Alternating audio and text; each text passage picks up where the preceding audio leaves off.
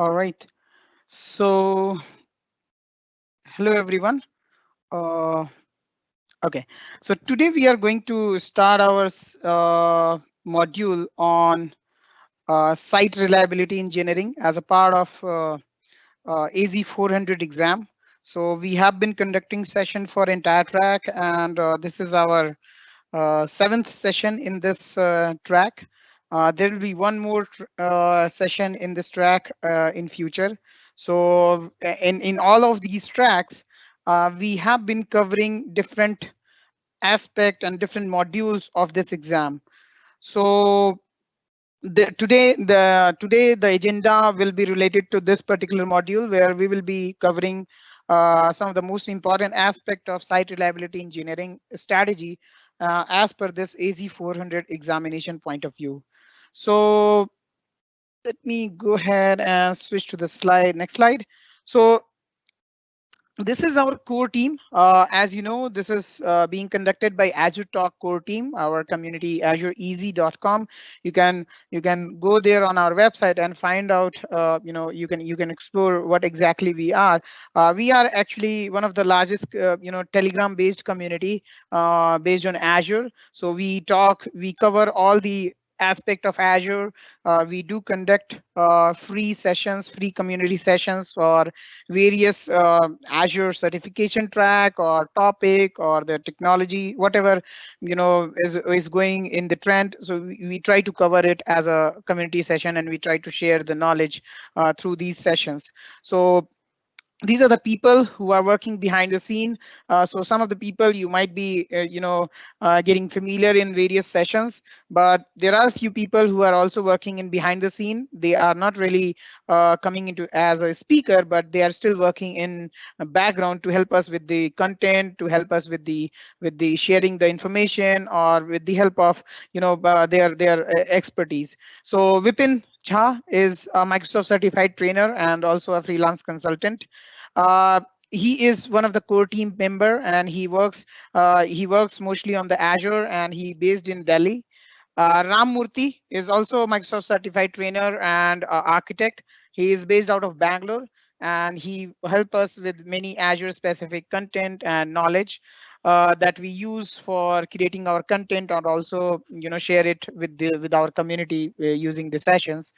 Myself, Ashish Raj, I am a Microsoft certified trainer and DevOps architect. So I am based out of Bangalore. So I also do take sessions based on the DevOps or Azure technologies, and other aspect about Azure and Azure DevOps. Sri is based out of Canada. He is a cloud solution specialist with Microsoft. So he also he is specialization is in Office 365 and security aspect. So he help us with various content, and he also help us with the slide preparation and with the content that we share with you behind the scene. He help us to create all those content.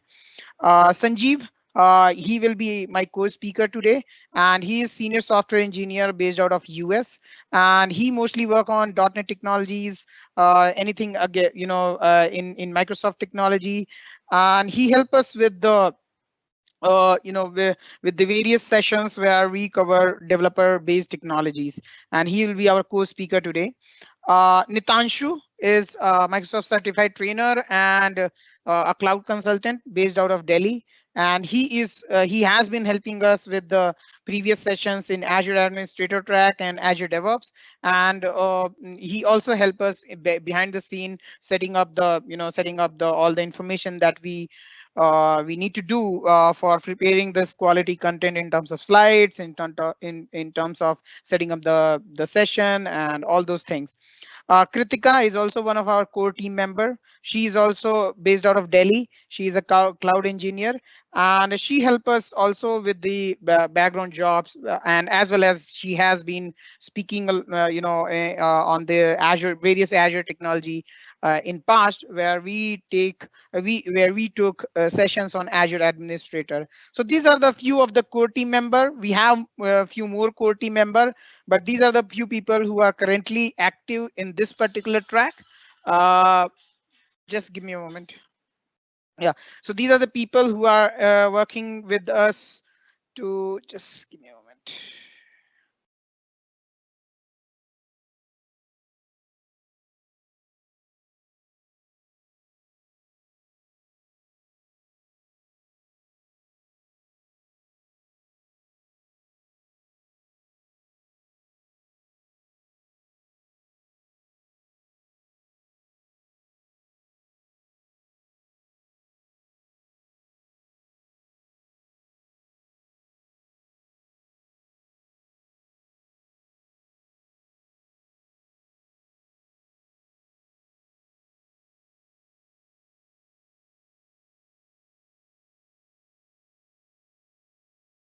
Sorry for that. Actually, it was a very urgent call. I had to take that call. Sorry. Okay, so this is our core team. Let me go forward to the next slide and okay. Okay, so this is our just before we start the today's agenda, I would just want to highlight the next session that we are going to have. This is our next session that we are going to have on my AZ-400 track, which is Azure for developers, Microsoft Azure developing solutions on Microsoft Azure. This is a certification exam for developers who are working with Azure. So you can, if you are someone who wants to take this training, you can definitely enroll for it. To enroll, you just visit this link azureeasy.com/az204, and that will take you to the enrollment site on the uh, Eventbrite, and you can enroll it. We are going to start this session from 24th of April, and there we will be following the same track. I mean, same theme of having multiple sessions based on various modules part of this exam. And there, these are the speakers who will be helping us. So as and when we will be starting, we will be probably talking about it. We'll just quickly go to the today's agenda. So today I'm going to be the taking first part of the session. Sanjeev will be helping us with the second part of the session where he will be demonstrating the lab part. And now this is the exam voucher that we are going to share. So we are going to have a raffle in this end of the session where we will be distributing Azure voucher for the previous session. So previous, there was a quiz happened in the previous session. There people have participated. We will be taking few names there online. Uh, and then we will be sharing the free vouchers with them. And then for today's session also, we will be opening a quiz through which you can participate in the quiz. 6 out of all the participants, the 6 selected people will be getting free exam voucher. These vouchers will be will be valid for India region. So just to make sure that when you are getting this voucher, you can only use it if you are scheduling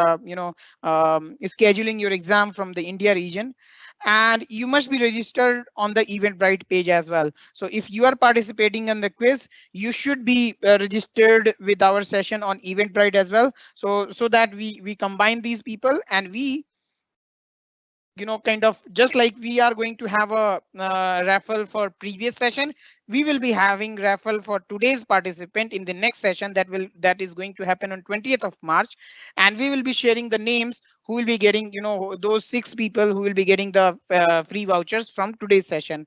Now when you are have getting the vouchers, or if you are taking the exam and if you think somehow our sessions has been helpful to you, please use these hashtag to kind of post in me any social media tag, so that we can track them, and we will be we will be able to share it with our community, so that people can kind of see the benefit that people are utilizing. Just a kind of a marketing scene, I would say. So but yeah, I mean it's something which help the community to know that okay, this is something is going on and people can benefit out of it. Now let's come to the exam that we are talking about.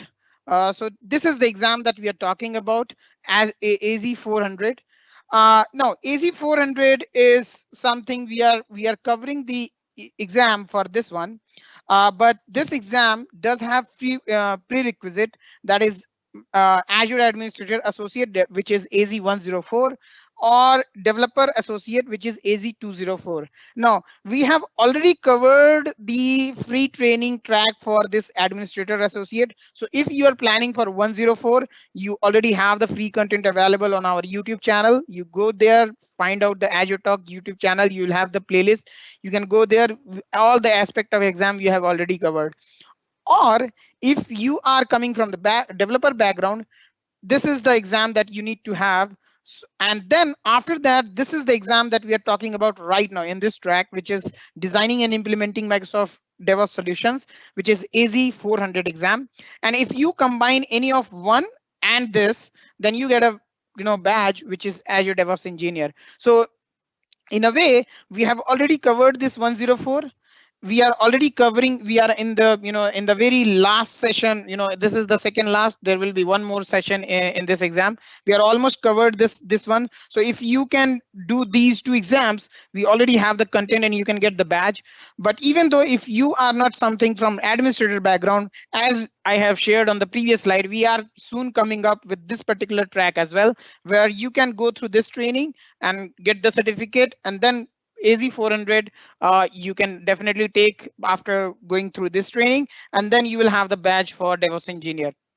Now, having said that, this AZ-400 exam does have a prerequisite for getting the badge, but it doesn't have a prerequisite as of for appearing for exam. So you can appear for AZ-400 exam, you can get the pass, and then later on you get any one of the prerequisite, and then you can get the badge. So taking the exam does not have any prerequisite, but yes, if you have taken the exam, if you have passed this 400 exam, then you must be having any one of these exam either previously or you can take it later, so that you will be eligible for getting this badge. Otherwise, you will be just clearing this exam. Microsoft will share the scorecard with you. You have the numbers in that, but you won't be able to get the badge that you can share in your resume. That is the only condition there. So is it like you need to take exam in this sequence? You can go for that, but you can change the sequence as well, as far as you are not concerned about getting the badge only. So if you are only concerned about getting the knowledge of this AZ-400, that's fine. You just take the exam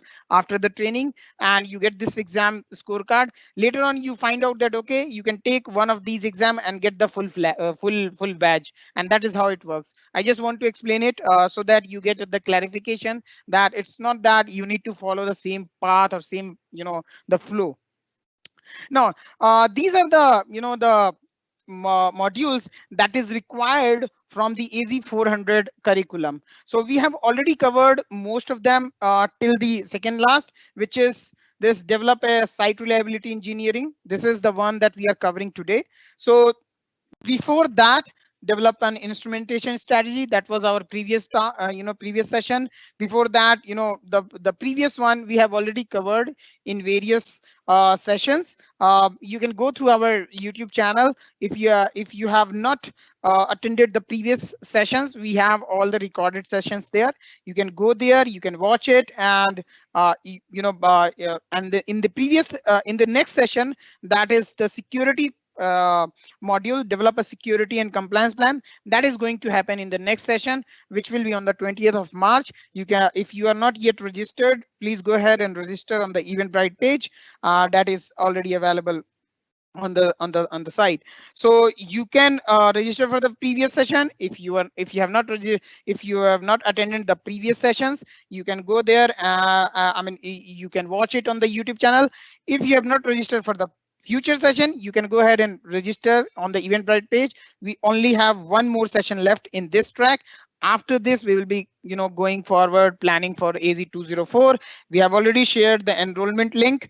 You can go ahead and enroll for it, and we will soon start sharing the the announcement as soon as we will complete this particular track. Just okay. Let me. Okay, so now let's come to this agenda for today. So today we are going to cover these items. We will briefly cover what exactly site reliability engineering is. What do you mean by that? Then we will come to the point where we will be talking about developing an actionable alerting strategy. So how do you how do you define your, or how do you make this strategy for alerting? Why do you need alert and all those things? Then we will be talking about failure prediction strategy. How do you predict the failures? What are the various points that you need to look at from the failure point of view? And then we will be talking about the health check information, that how do you do the health check. These are the agenda item that we have from the concept point of view. Now after completing the agenda, we will have a demo where we will be going through the lab part. That what exactly there we will be covering one of the scenario from this particular aspect, site reliability engineering, where Sanjeev will be helping us to get through the practical part. And after that, we'll be, as I said, we will be having the quiz. Now let's talk about site reliability engineering. Now site reliability engineering by definition have this particular definition, and I have kind of highlighted few words there. So let's go through this complete definition, and then I'll be talking about these highlighted words. So site reliability engineering is an engineering discipline devoted to helping an organization sustainably achieve the appropriate level of reliability. So the what is the agenda? I mean, what is the objective of this particular practice or discipline is to achieve a appropriate level of reliability in their system, services, and product. So whatever makes the thing which is supposed to be used by the user, it will be either system, services, or product. So whatever it is that is going to be used has to be reliable. How much reliable? It has to be reliable up on the appropriate level. So there is no there is no what I would say a very particular number or something which can say that this is what you need to achieve for getting the site reliability engineering. It's appropriate level. That means that whatever is agreement for that particular service, and we will be talking about that particular agreement part. I mean, what exactly, how do you define those agreement? How do you what exactly that particular part is? But it is an appropriate level in a sense that it is a kind of a study that you need to go through so that you can define this is the appropriate level of reliability that can be defined, or that can be committed to the customer. And it has to be defined for all these system, services, and product. So this is this is something we all know, that our system has to be always online. We all know that our services has to be online, and we all know that our product has to be online. It has to be usable all the time. But having said that, we all know that it is also possible or impossible actually to have 100% reliability all the time. There are failures, there are disaster, there are things that happens which is out of our control or we cannot really plan for. That's where this particular appropriate things come to the picture. That what do we mean by appropriate? So that's what we are going to define in upcoming slides, where we'll be understanding what do we mean by appropriate, and how do we make sure that we are in that particular appropriate state all the time, or most of the time. And whenever we are kind of not up to the mark, how do you define, how do you make sure that things will be taken care?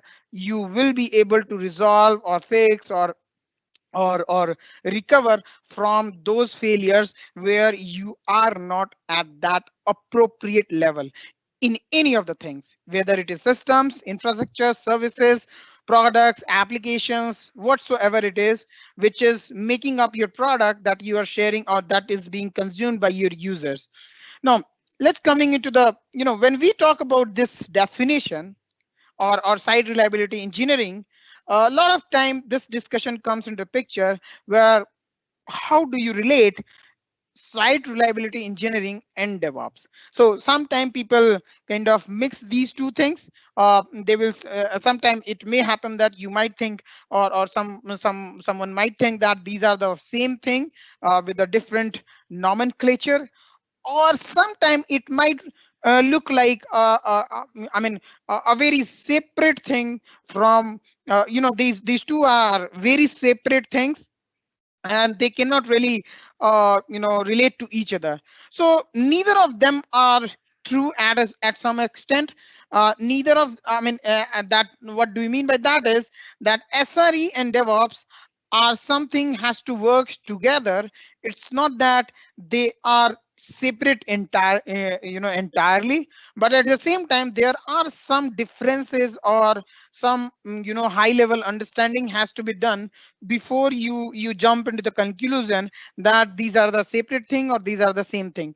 Now the first thing which is there is SRE is a role. So if you are following our DevOps discussion so far, or if you have followed DevOps discussion in previous one of our sessions, or some other sessions as well, most of the people relate DevOps as a cultural change, as a transformation change. So what do they mean is that DevOps is not a role, it's not a tool, it's not a particular team, it's not anything of that.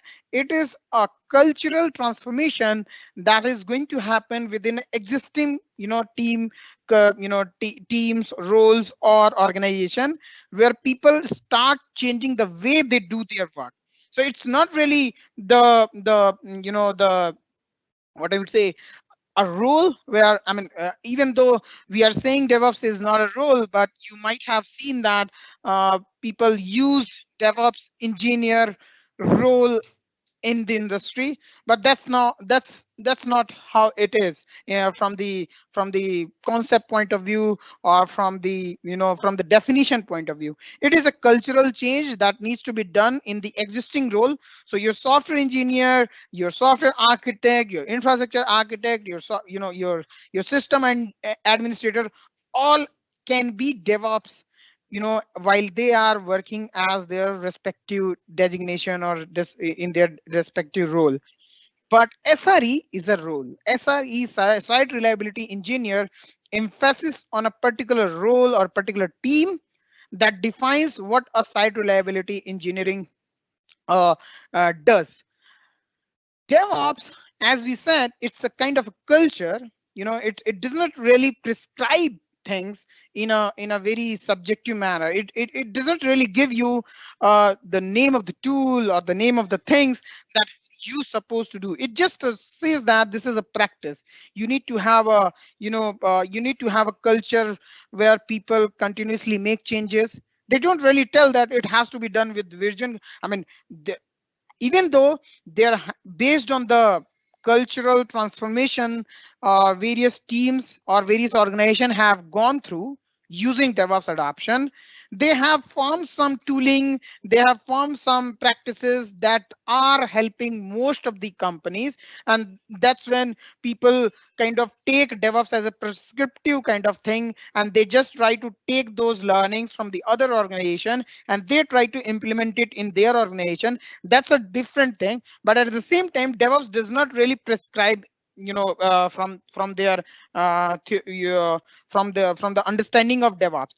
DevOps says that, okay, this is something organization A has done, okay, for continuously making changes, at the same time continuously making the changes available, continuously testing them.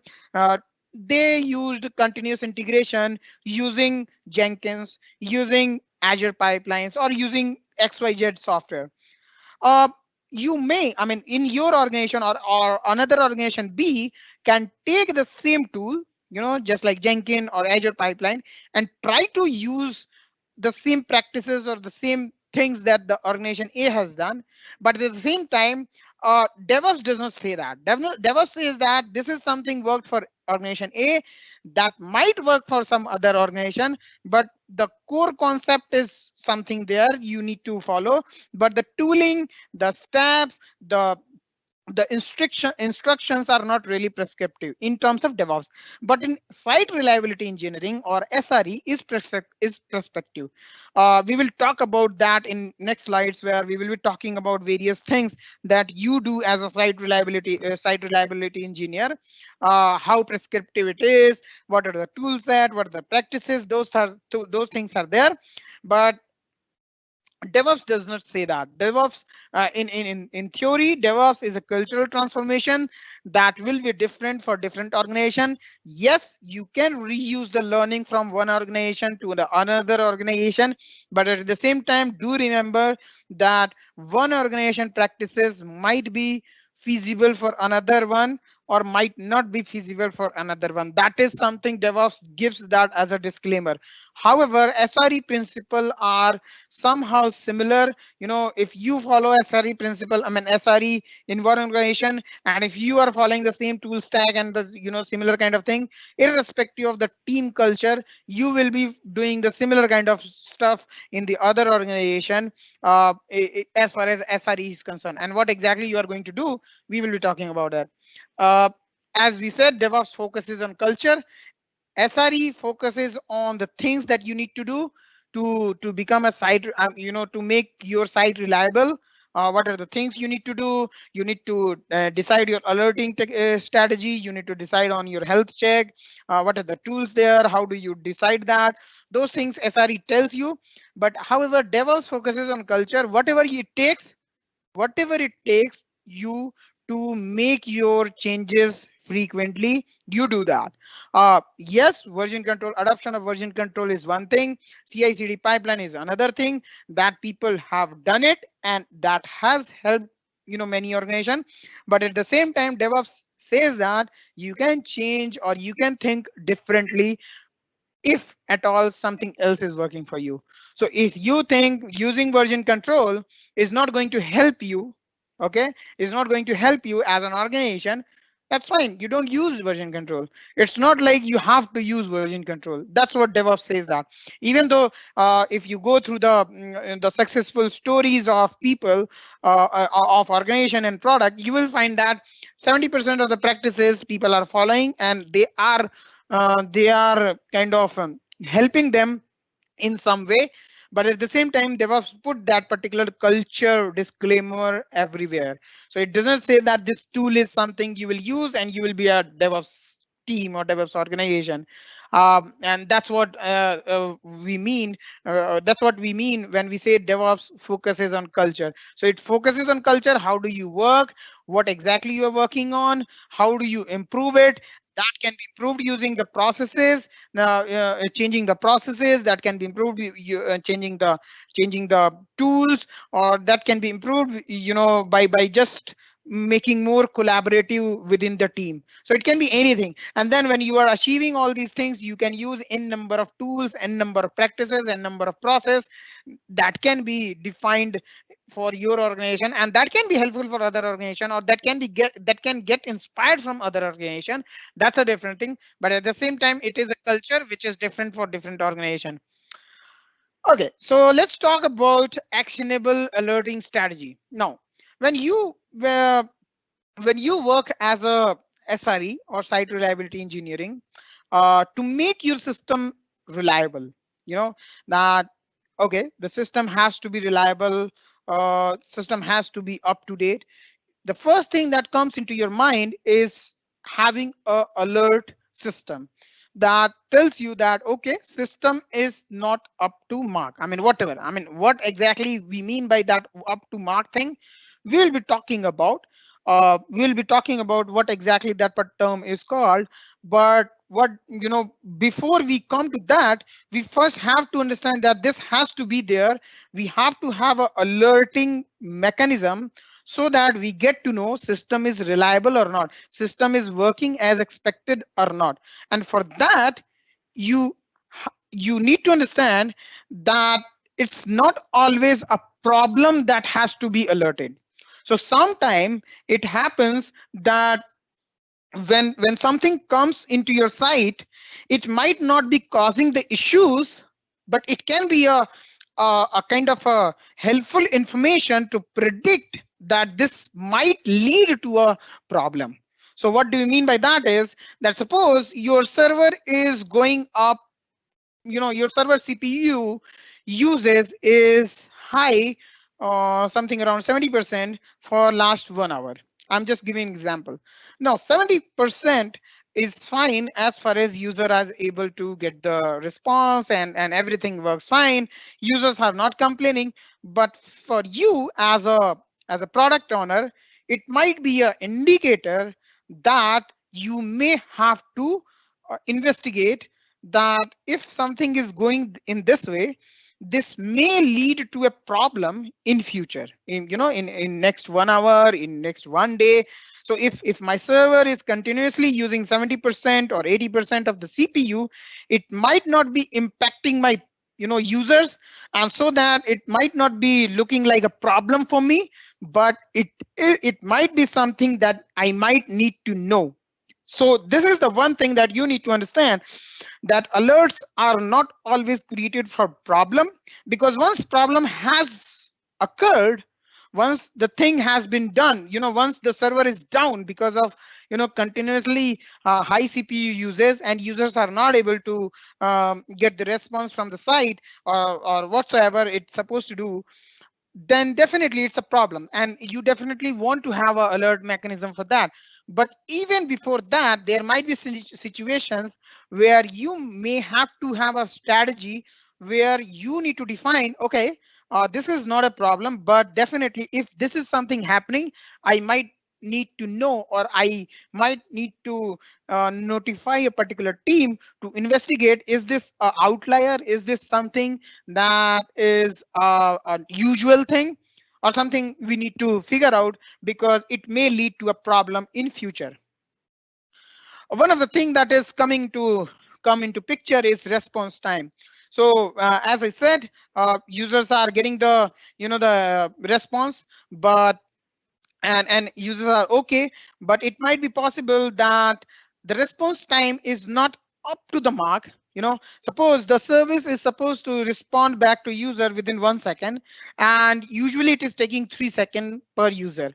Now this is something user might not be reporting to you as a problem, because they are getting the response and they might not be aware that the service supposed to, okay, the service supposed to give you response within 1 second, but they are okay. I mean, but you as a as a service owner, or you as a product owner, you may want to investigate that why the response time is degraded from the appropriate level. So this is what we mean by appropriate level. So the appropriate level you have to define, and how do you define that, that is also there in the next slide, I mean in upcoming slide. But the response time is one thing where you may get a picture where things may create issues in future, which might not be a problem right now, but it might be a problem in future. And of course there might be a scenario where response time is actually creating a problem. So when user is requesting, it's going into a kind of a very high processing job. It is taking like 15 minutes to process the data from the database, and then sending back to the user. And then this 15 minutes time is something that user cannot really wait. So you can think of the frustration if you are sitting on a web browser, you requested a data, web browser is going round and round for 15 minutes, and then it populating you the data in a grid that is there, but it is like 15 minutes of time. So it is a kind of frustrating for the user, as well as whosoever is using those applications. So it might be working, but at the same time the response time is not appropriate in a way that it is user friendly, or up to the user expectation. So it can be a problem, but at the same time it can be a problem not in the user expectation. It is just like application is configured, I mean application is designed to respond in the 1 second time. It is taking like 4 seconds or 5 seconds, user are okay, but at the same time you should have an alerting mechanism to understand why this response time is taking a lot of time. And we have the tooling to understand all those things. We'll be coming back to those toolings in a next slide. But this is one thing. The next thing is dependency.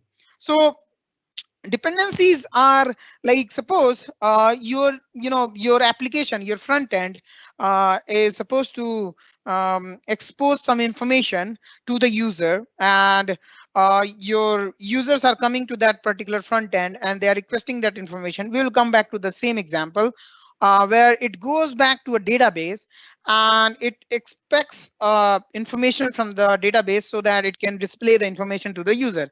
Now the database availability is in question. So it may happen because I mean it's a kind of a different service altogether. It can be a database, it can be an API, it can be a third-party service, it can be anything. So suppose that database service is not really reliable. Sometimes it responds back, sometimes it doesn't. It does a lot of times, sometimes it doesn't respond properly. I mean, it just takes time, and then all in the end, after 10 minutes or 10 seconds or 15 seconds or 20 seconds or 20 minutes, it just gives error. So it is not really reliable. In that way, your application also become unreliable. So your dependencies are not reliable, can lead to your application becoming unreliable. And that is something also you need to understand. As soon as your underlying services are down, are slow, you have to have the alerting mechanism for them as well. So it's not only about your application having the proper alerting mechanism, but you also have to understand that if your application is using one of the service, one of the database, one of the API behind the scene, which might be coming from a different company, different team, different service, or some some other free service, it has to be reliable. And if it is not reliable, then you have to have an alerting mechanism for that as well. The next part is metric alert. So when you host an application, in Azure, I will take an example of Azure. So suppose you are hosting a application on a VM, Azure VM, then you must be hosting the Azure VM. The property of Azure VM is that just give me a moment. So a property of Azure VM is that it gives you certain matrices of the VM. What is the CPU uses, what exactly the RAM uses of the VM, and all those things that is available for you to understand how the infrastructure is kind of uh, is being used right now. So you need to have the alerting mechanism for those matrices as well. So far, till the third point, we have been talking about the application based alerting or application based indicators, like the service is not responding properly, the as from the application point of view. But on the same side, your application, the code or the service might be sufficient, but your infrastructure that you have deployed to host that service might not be capable, or might be not, might be going through a update process, might be going through a restart or reboot due to some updates, due to some infrastructural changes, or it might not have the sufficient network access, it might not be having the sufficient access management, all those things. So those things you also have to understand when we are looking at the SRE concept. And metrics alert is one of the things that you need to understand from the infrastructure point of view, that how much CPU, RAM, and other things are showing up in terms of resource matrices that is available in case of any cloud service that you look at. Take an example of PaaS infrastructure, take an example of IaaS infrastructure in Azure. You have inbuilt matrices, and you can actually look at those matrices, how they are looking, how they are showing up, and you can actually integrate them further into Azure Monitor, and you can look at how they are responding, how the CPU usage is going on, how the memory usage is going on, and all those things. Now, as soon as you have the alerting mechanism, you have to understand, you have to decide, or you have to design your notification to the users as well. Now users as in like administrator, users as in like the people who are managing it, or people who are using it, whosoever it is. So people who are using it also has to be notified as and when there is some change, or there is something going on a server, I mean on an application. But at the same time, the primary users here will be, in most of the cases, where your administrator, your people should be aware of the information, or the alert that is coming from your system. Now, those things can be coming through email, can be coming from SMS, or can be configured with some ITSM tool like ServiceNow, or it can be a Teams or Slack notification as well. So as soon as uh, abnormal data is coming through, coming from a particular web application, like response rate is not as expected, or CPU usage is going down or up, or whatsoever it is, then you can use these mediums to notify your users to to say that, okay, this is what is happening, and if there is some actionable item, of course we can talk about it. We can do that. We will be talking about it in the next section, in the upcoming slide. But before that, you may have to notify certain people.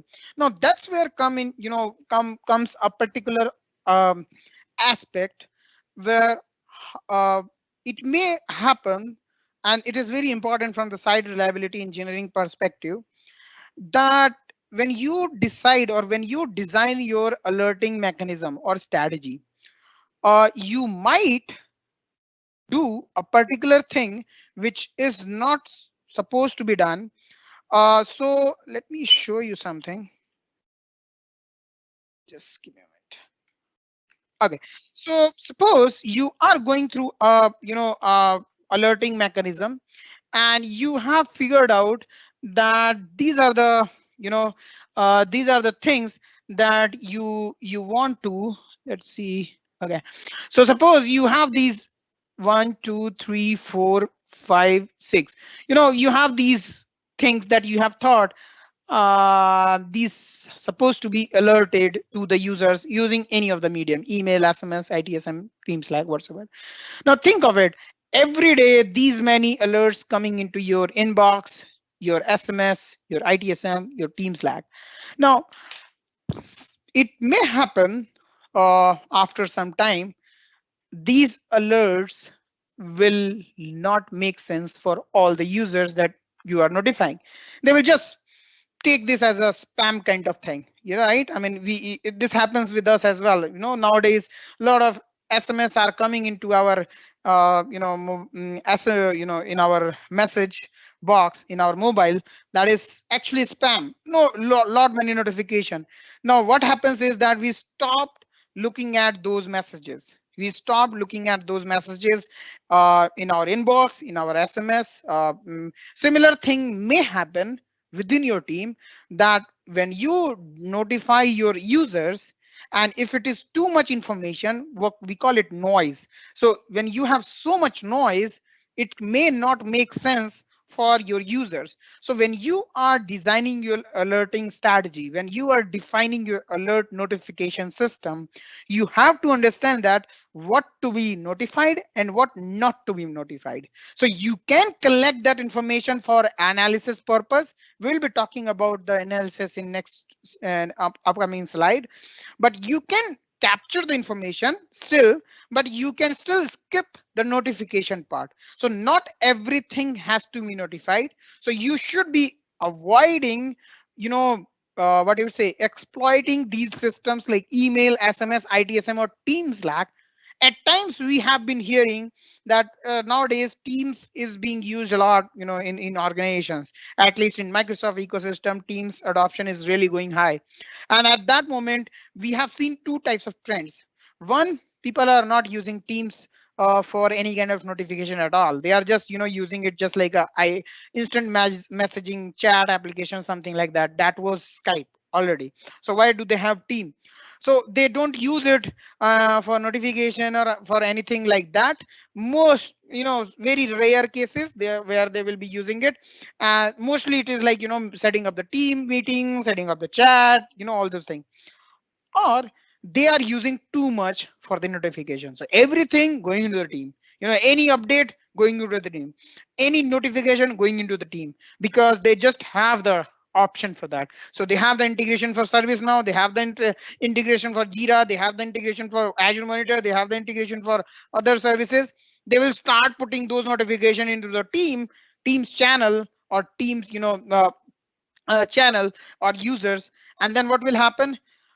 after certain period, I mean, in any organization or any enterprise organization, if you will follow this kind of strategy, it will end up the discouraging people to use these services, to evaluate or to kind of understand what is happening. I mean, what exactly the problem is. So avoid, what I would say is not to stop notifying users, but at the same time, take a pause, understand what exactly you're notifying, and is it a noise? Is it a data, or is it an information, or is it a noise? If it is a noise, avoid notifying, take that data, put it in their, analysis. You analyze that data, that why it is happening, why it is not happening, but you don't really have to notify the users, because end of the day, it is kind of adding up that noise level.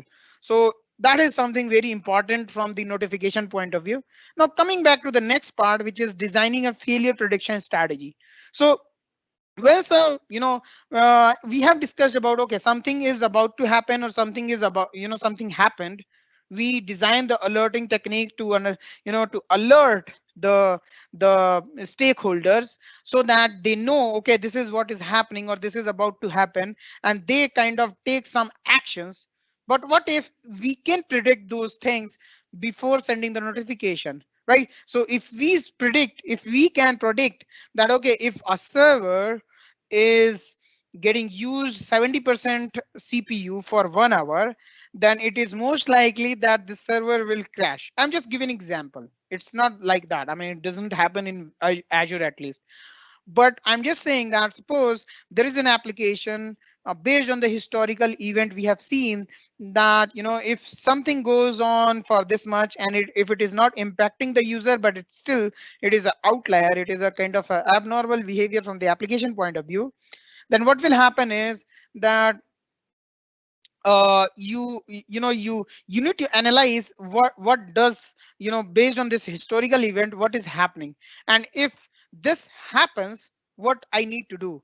So you can actually predict the failure, and you predict the failure and do take, you do take actions before it happens, and that way you kind of avoid those failures by using the data that you have collected. And that way, your stakeholders are not even aware, and they might be aware, but they are not impacted, right, because of those failures, because those failures has been handled, and they actually did not lead to failure.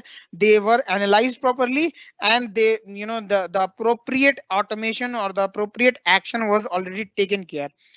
So in that case, you need to understand, you first need to understand that when do the failure happens, and that kind of data, that kind of analysis you can do if you have the data of historical event. And that is where, Azure Monitor log analytics come into picture, where you have the data, you continuously start accumulating all the data, and based on the data you understand the, you put an analysis on that, and you understand that, okay, this is what is my baseline in terms of matrices, in terms of any particular value. Suppose your web page is kind of responding within 3 seconds. So the 3 second can be a baseline, that if it is taking more than 3 seconds, then this is a kind of a indicator where it may fail. Or your your CPU uses, your RAM uses, anything, so you need to, you put a baseline there, and based on that baseline you create a kind of a failure condition, that, okay, if this particular baseline exceeds, then this is what needs to be done. You can send the alert, you can send you can do some automation. So as you know, we have been discussing in the previous session as well, in the instrumentation strategy in the previous session, where if you use Azure Monitor for doing these tasks, where you create a condition, then you can actually automate to take action on it. So you can use Azure function, you can use ITSM tool to create a ticket in the ITSM, so like tools like ServiceNow. So you can take action based on those measurable baseline. If they, if they are if those conditions are met, then this is what going to happen. Or you can simply do the notification. And as I said, while putting the notification, you have to understand that it does not have to lead to the noise. It does not have to information that can be just a message or an email in one of the users email box, and he is not really opening it because he thought that, okay, every now and then this Azure monitor is sending my email.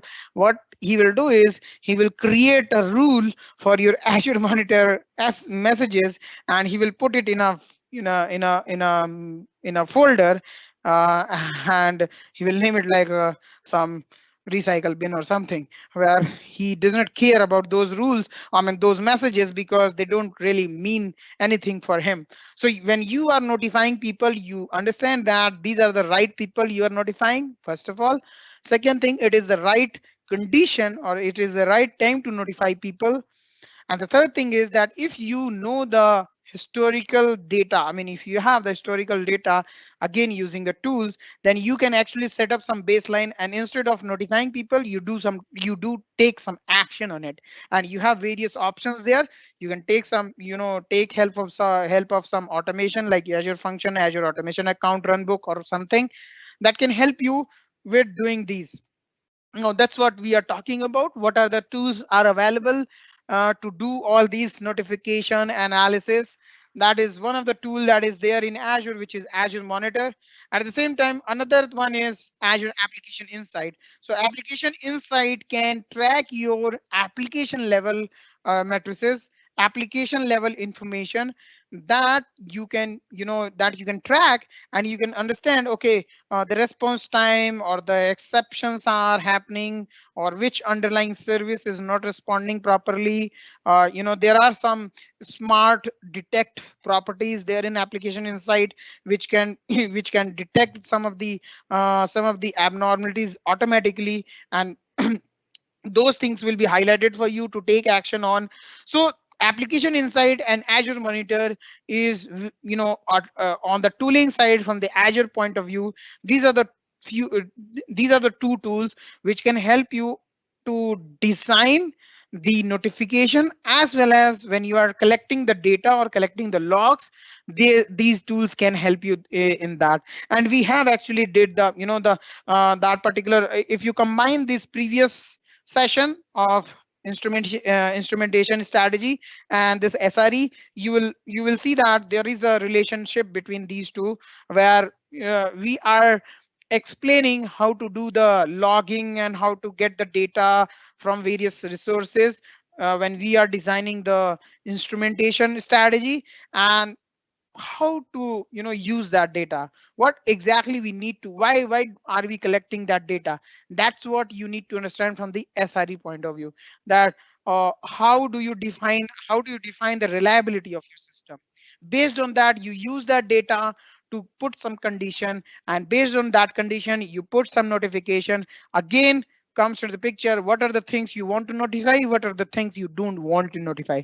We have already discussed that there are scenarios where that the data is very important, that this information is very important, it is giving you the information, or it is giving you a insight, but at the same time you understand that it is not the right time, or it is not the right data to expose to a particular type of user, or maybe the users. So because it will become a noise for them, they won't really care about this data as of now. It is good for the analysis purpose, it is good for the putting the automation in place, but it is bad for sharing all the information all the time with all the users. And that's where this SRE principle comes into picture, where you kind of put a reliability of system, at the same time you don't really expose the information all the time, uh, so that it does not become a noise for people. No, when you put these things, alerting, and when you put some automation to predict some of the failures, you based on those predictions and based on those automation, you then comes the next level where you actually understand some health check condition of your tooling. So okay, you implemented a software or service or an application or an infrastructure. After implementing it, you collected some information based on the historical uses. Now based on those historical uses, you understood that how do you define the, how, what exactly the, the uses, how the CPU uses is leading to the failure of the application, and how do you recover from that. And can you do some automation around it, or do you want to notify a team using Slack or maybe a service now ticket or something? You did all that. But now, after understanding all of this, you also understand that you can actually have a proactive health check for those services. So what are those things that you need to take care when you are putting a health check on your system? Proactive health check, which can give you, a kind of a understanding that okay, this might be a problem or this might not be a problem. I mean, this can be a very straightforward health check where you might be, checking a particular metrics, or you might be checking a particular page is loading or not, or something like that. Let's go and let's understand one by one. So one of the first thing that you might have to have the health check on dependencies. So you want to look at the dependent services, APIs, and the data services, the data, such as databases or, SQL databases or whatsoever is responsible for giving the data. So you might have any application, take an example, will be having one of these things in place. So one of the dependent services are there, some third party services there, or some service which is being deployed by a different team in your company itself. So you are not owner of that particular underlying service, but your application is using that service to, to respond back to the user. Now you need to have a appropriate health check on those services before you kind of so suppose your application is supposed to give a inventory information from a supplier inventory. Your application is a front end for your internal users, which is kind of displaying the information from this supplier inventory. Now what supplier has done is, because supplier inventory will be available in their supplier application itself, but what they have done is they have created a API or a service for you, and which is exposing that inventory information for your, for you. And now what you're doing is you are using that service as an API, and you are calling that API in your application, and you are informing your users about the inventory of the supplier, so that they can take action on their end. Internally they can decide upon, okay, this is the supplier that has this much inventory for this particular part or for this particular uh, you know uh, mm, item, and accordingly they can take action, or accordingly they can commit to their customer, our customer, that okay, this is something we need, these three supplier parts. We just need to understand that what is the availability of these suppliers, so that we can commit a proper timeline to our customer.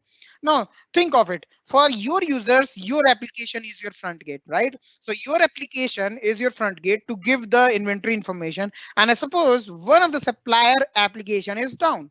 So one of the supplier application is down due to update, due to some, some some service downtime on their end, and that you can't really control, right? You can't really control that. But at the same time, you can put a health check for those services which are dependent services. You put a health check as soon as you see that that service is down. Using those health check condition, you might be, proactively hitting that particular service API and getting the response, and based on the response code, if it is 200 or if it is 400, based on the response code, you can say that okay, this service is healthy or this service is not healthy. So you can define on that. Now if you see that that service is not healthy, you can actually, instead of showing that supplier that, that form where user can get the data from the supplier inventory, you will populate that, okay, this service is offline, please check after so and so time, something like that. You must be getting these kind of implementation in many services where that application depends on a particular service which is not in their control maybe, or which might be deployed by a different team altogether. So they have to be dependent on them. No, they cannot really track, I mean, how they are going to do that, but at the same time they have to they have to report it back to their users that, okay, this is not healthy or this is not available or something like that. This happens all the time with many of the services, and this is just an example I am giving. Now this example fits into any of these three categories. You can put it like for data, you can put it like for API, you can put it like for dependent services. These services, these API, these data can be third party, can be internal, or can be from a different organization, altogether. So you put a health check for these dependencies. Now these are the things you do with this health check. When you define the health check of a particular service, a particular data or database or API, these are the things you do. Whether it is up, you know is it a startup. Sometimes it happens like when you start an application, it takes some time to start up. It takes some time to spin up. So you can have a notification system like, okay, it is starting up, or it has started up, or it is shut down. So you can put a liveness probe that, okay, whether it is live or not, or you can put some condition where it can tell you that whether it has started, is it starting, based on the response, I mean, based on the category or based on the service, you know response code that has been defined by those services. Various services, if you talk about web services, HTTP services, they will have some response code there where they will say that, okay, if my service is responding to you in 200 codes, then it is live. If it is not responding in 200, if it is responding in 300, there are, these issues. If it is responding in 400, there are these issues. Or might be they will be having some custom response codes, like, when they are starting up, when they are recovering from one of the failure or something, they will just give you a kind of a response where they will say, okay, if we are giving you response 1, that means we are starting up, we are just recovering. Or if we are giving you response 0, that means we are shut down, we are not available at all, we are not doing anything. So you might have seen that in many of the applications that you deploy as well. So when you deploy a VM in Azure, for you, as Azure portal is your interface, right? So when you put a deployment, Azure continuously gives you the data back to you, that what is happening behind the scene, right? It is in progress, it is completed. So that kind of health check is, you can implement for your application as well.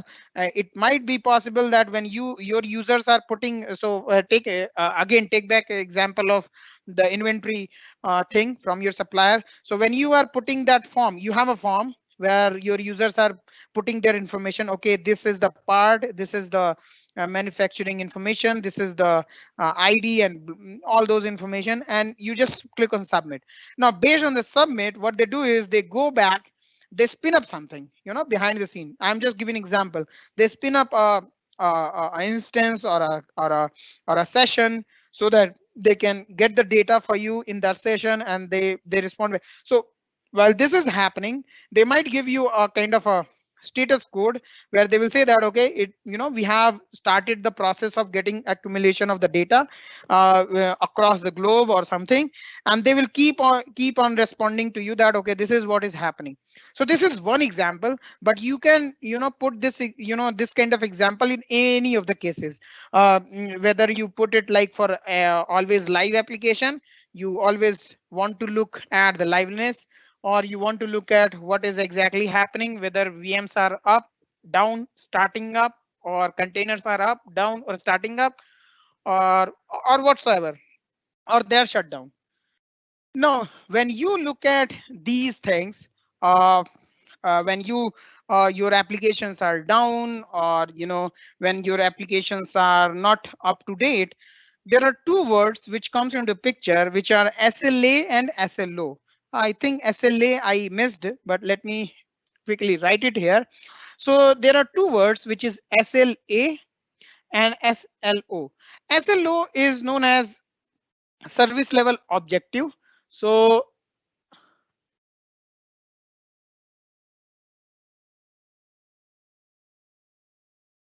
now, service level objective means that, okay, so suppose you have a service, you have a web application that is being used by users. Okay, now this web application is something that is responding back to users, and you have a commitment that this service is going to respond within, I'm just giving an example, 3 seconds.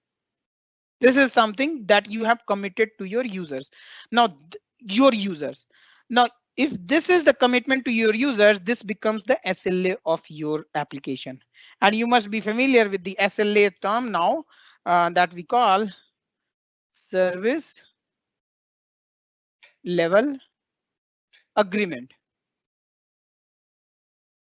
That is something that you get from any of the, if at all you are using a service, or if at all you are exposing a service to your users, you have to come to an agreement level where you will be agreeing to a particular level of service, and that is what we mean by appropriate level. Right now we will come back to that appropriate word in a bit, but right now this is the one of the what I would say, this is one of the context where appropriate word makes sense, that you put a level where you say this is what I am going to commit, and if I'm not meeting up, I'm going to pay you some penalty or whatever we will discuss.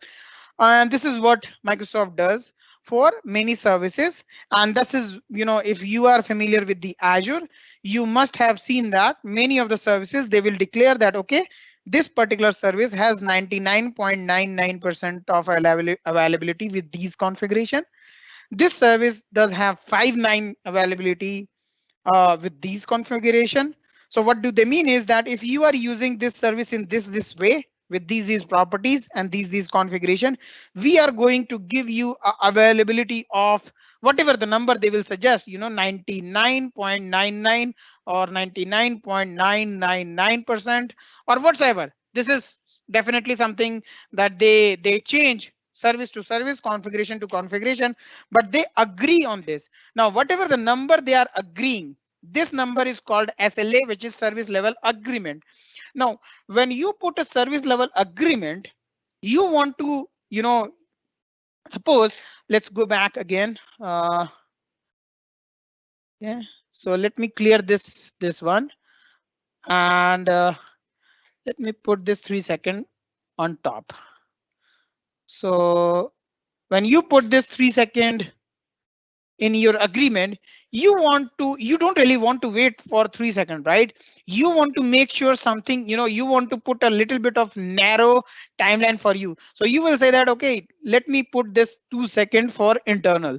So this is something you do not agree or do not put an agreement with your user, but you put internally that, okay, boss, because we have agreed upon 3 second response time, we are going to maintain 2 second response time all the time, so that 1 second is still, somewhere we will put for some buffer period or some bonus kind of thing.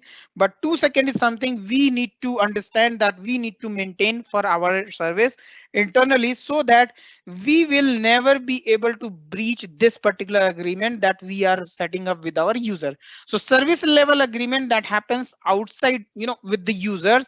SLO, that is something that you're internally decided, agreement or a number that is definitely based on service level agreement, but it will be little bit more narrowed down number in terms of, that number. So suppose with your users, you are saying that I'm going to put you 99.99%.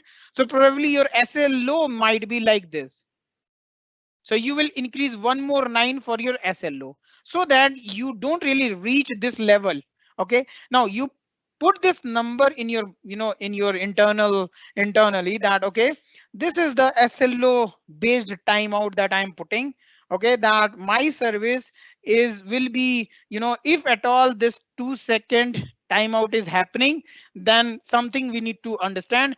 Even though users are committed for 3 seconds, but as soon as I am hitting this 2 second or 2.5 second or whatsoever, I am just giving a second example. It can be anything. It can be CPU users. It can be, it can be availability. It can be anything. But that number will be based on service level agreement. You will put little bit more narrow approach on the service level objective, and you maintain that objective so that you don't really reach that agreement at all. I mean, service level agreement, not actually, you don't really breach that service level agreement at all, because you have already put a alerting on little less number, which you have defined based on service level objective. Let me clear this. All right, so this is how you define your service level based timeout. You define your service level agreement, you define your service level objective.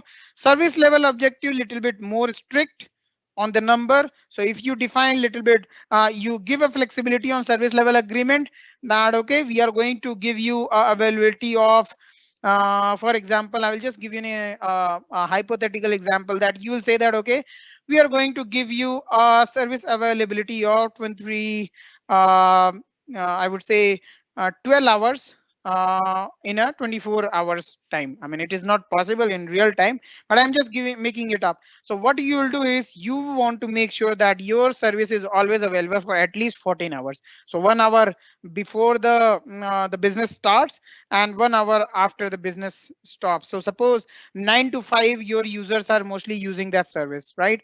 So 9 to 5 mostly your users are using. You want to make sure that it is always available from 8, even though you have committed to your users that it will be available from 9 a.m. in the morning, and it will be made available till 5 p.m. in the evening. You just want to stretch it a little bit. You make it as a SLO that you are going to make it like 8 a.m. in the morning and 6 p.m. in the evening, and that is how you define your SLO. And if something bad happens on 8 a.m., 8:30 a.m., even though you are not breaching the service level agreement SLA, but at the same time your team has to be notified, your team has to work upon that okay, 8:30 we are not breaching the user agreement, but still it is very near to what we have kind of committed to our users, and that is 9 a.m. So we need to figure out nothing happens between 8 to 9 as well. So that is how your service level agreement and SLO comes into play, and that is how you have to define on the failure or whatever the base level alert or the automation that you need to define, that we have already discussed. You need to have that, have that with the consideration of SLO and SLA. Now after you have the SLO, so we have discussed, right? So I have just given you example that based on your service, what you are saying is that normally you have an agreement that 9 a.m.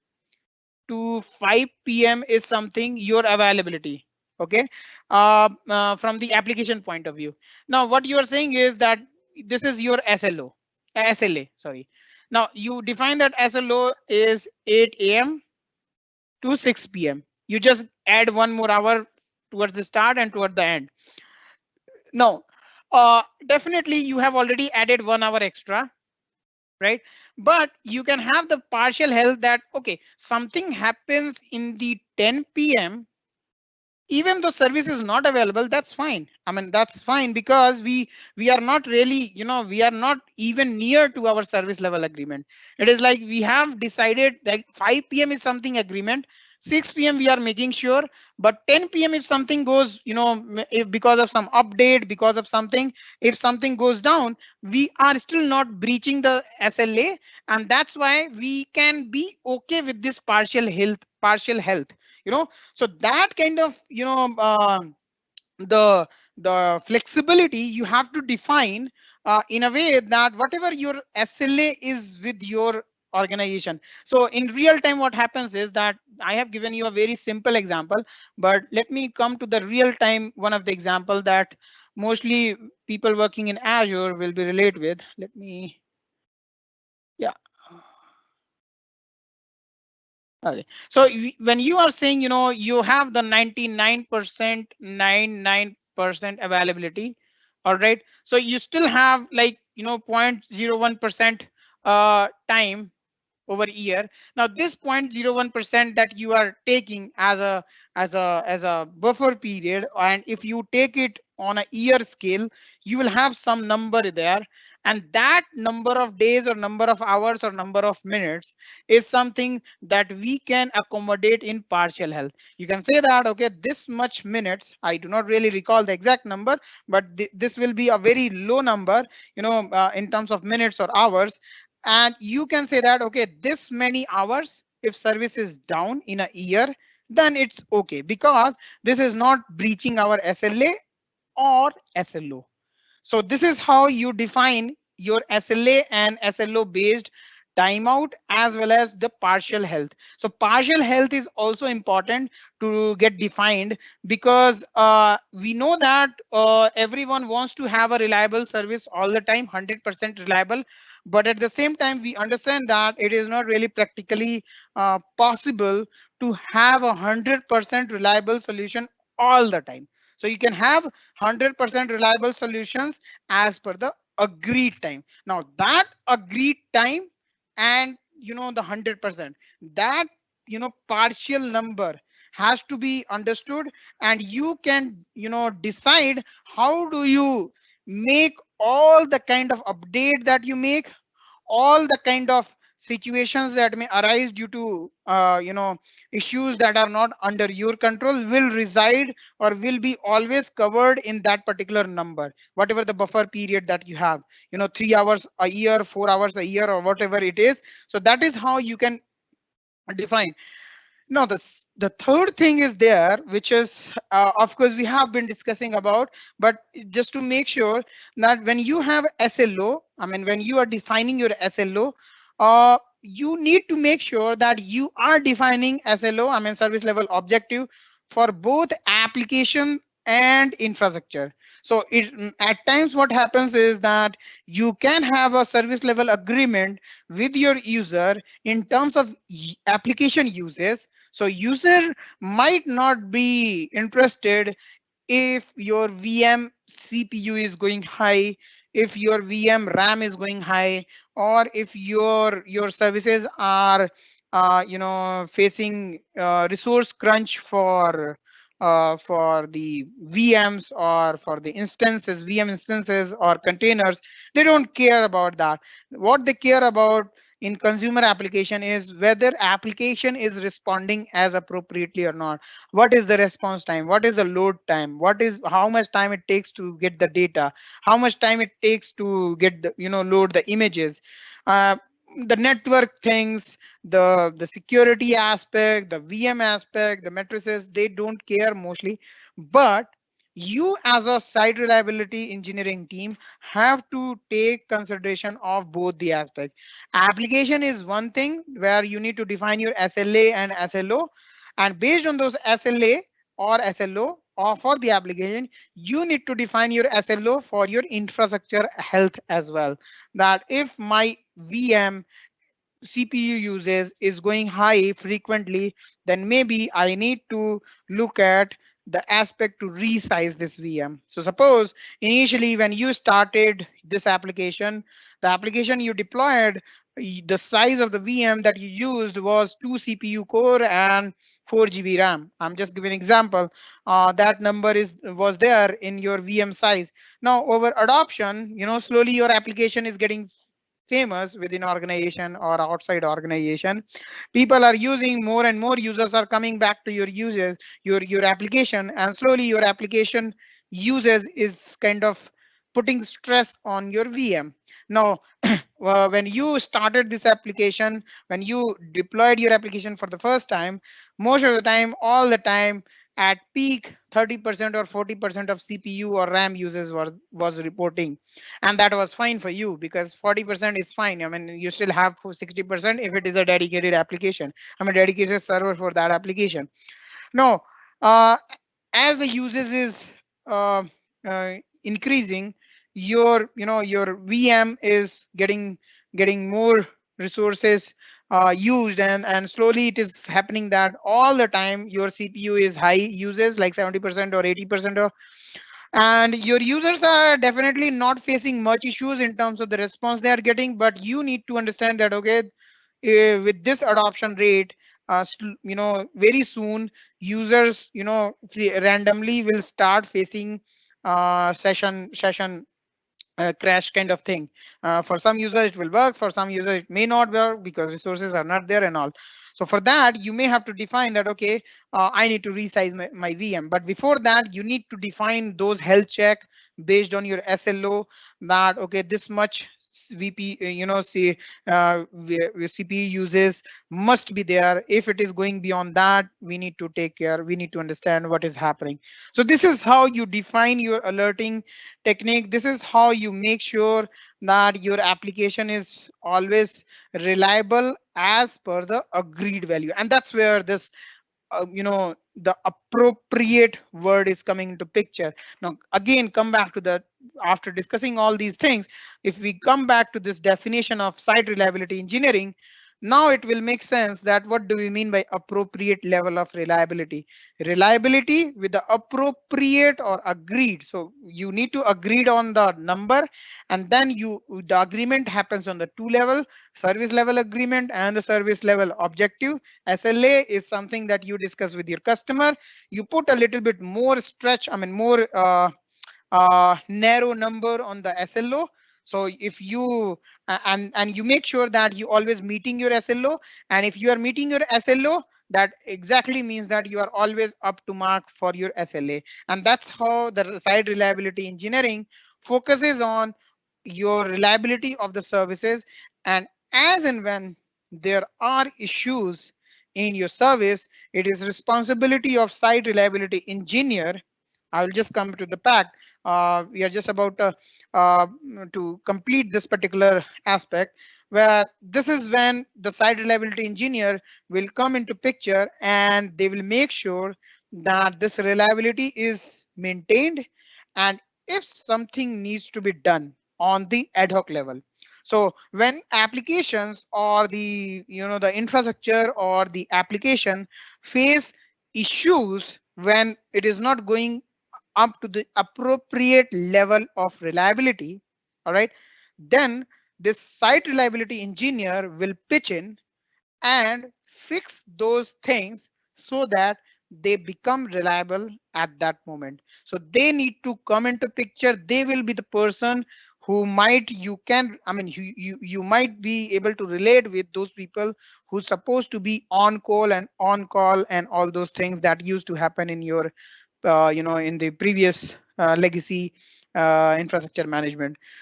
But when I say on call, it doesn't mean that you are going to follow the similar kind of on call methodology to fix the problem in this DevOps and SRE way of working.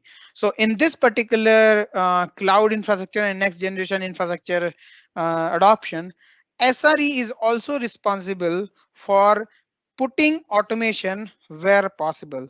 So he don't really have to come and manually fix the things. He need to understand the predictability. He need to predict the things. He need to analyze the things, and based on that, he need to use the appropriate tooling like Azure Monitor, Automation Runbook, Azure Function.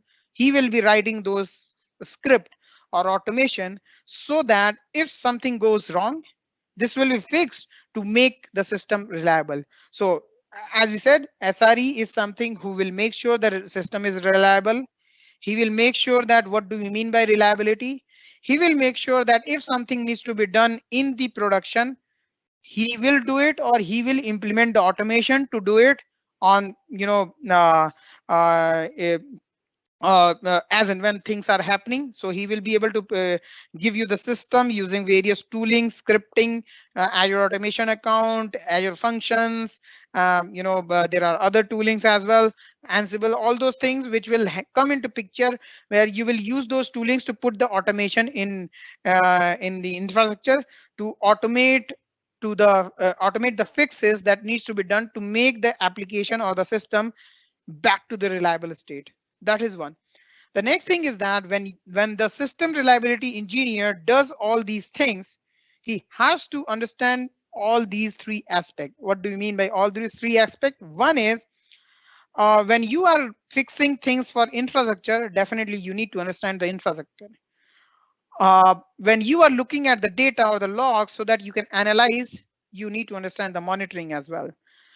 And when sometime it may happen that some fixes require application level changes, and that has to be done in the production, because it is very critical change. I mean, very critical failure that is happening. Some banking information, I mean, some banking application is not able to do the fund transfer at all.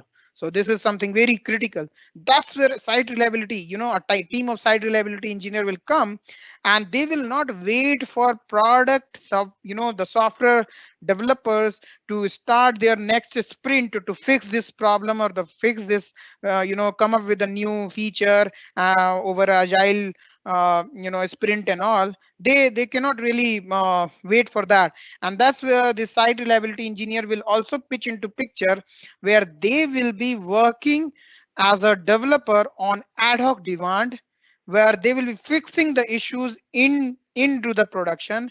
And that's why these site reliability engineers in a very mature organization, in a very much matured application teams, will be also attached with the software development teams as well. So this site reliability engineer will have a skill set of these three areas.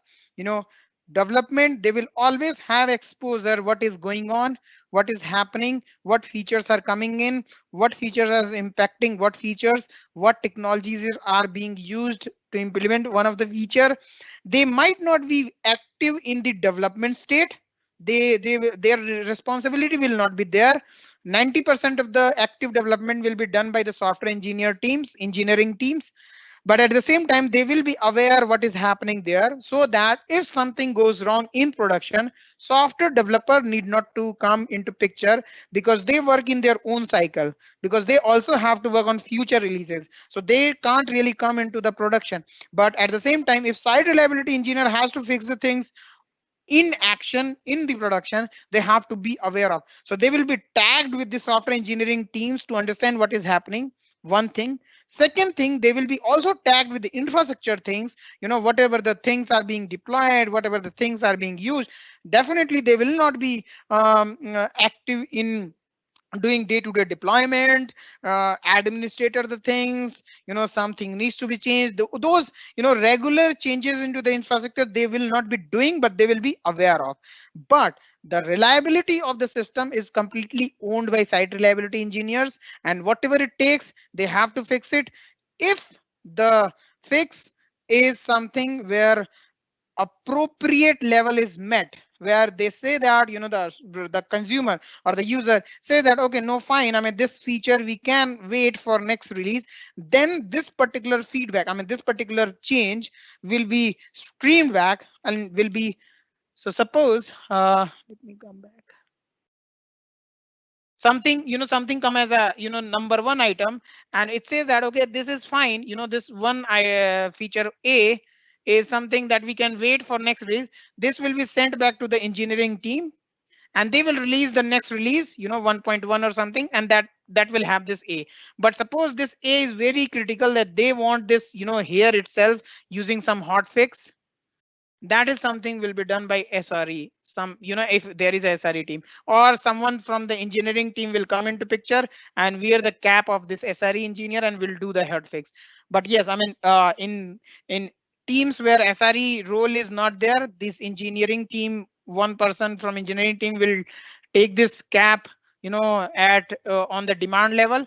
But ideally it should be a, three people who will be aligned with this engineering team, and whenever some hot fix is needed on the very critical time, they will do these hot fixes and they will transfer this information to the engineering team. Okay, this is what we have done in the critical scenario, and they will take care, accordingly.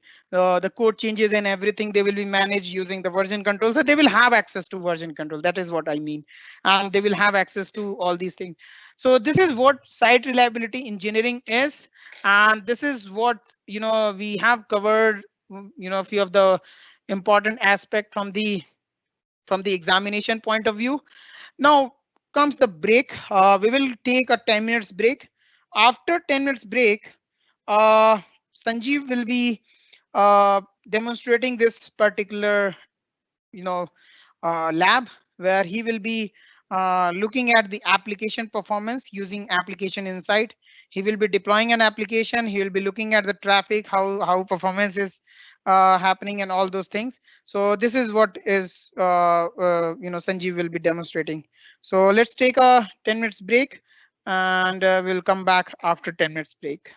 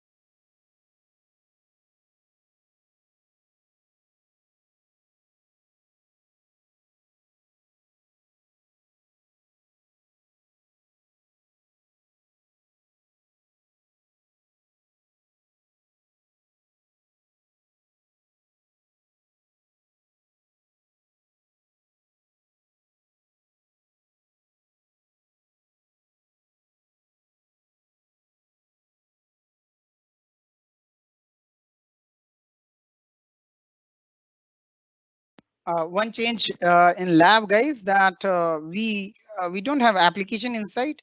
Actually, we covered it in previous session, so we have a different lab. I'm just going to share that lab on the window. Just give me a moment.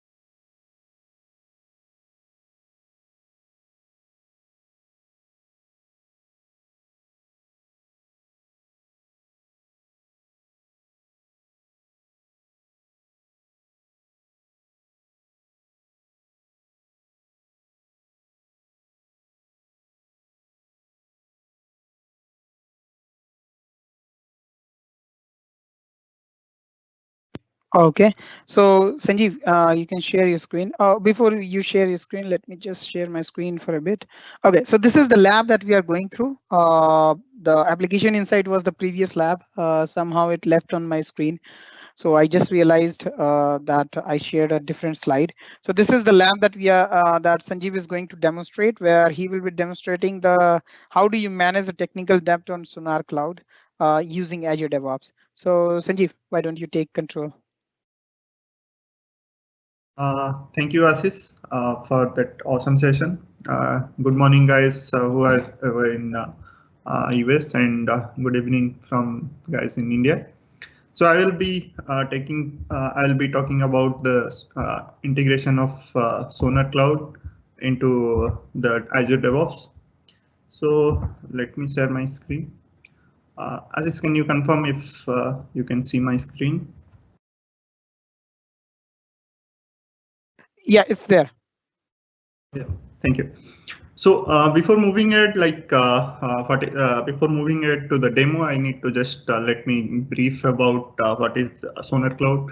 So let's say whenever as a project or as a team we grows and our code also grows, so it's very difficult to manage the uh, keep a gatekeeper for our entire project so that it can scan for the vulnerabilities, if we are doing some hard coding or if we are doing some raw SQL queries which is not following the SQL injection pattern. So these things, once the code grows, it is very difficult to manage, find all these faults in our code. So that's where these code scanning tools comes into picture. Out of that, SonarQube is one, and we have white source scan as well. So these are some industry defined standard tools which we can use to keep it as a gatekeeper into our repository. So today we will be looking into how we can integrate SonarQube with our repository. So for that, let me go ahead and create an organization into my it Azure 400 demo.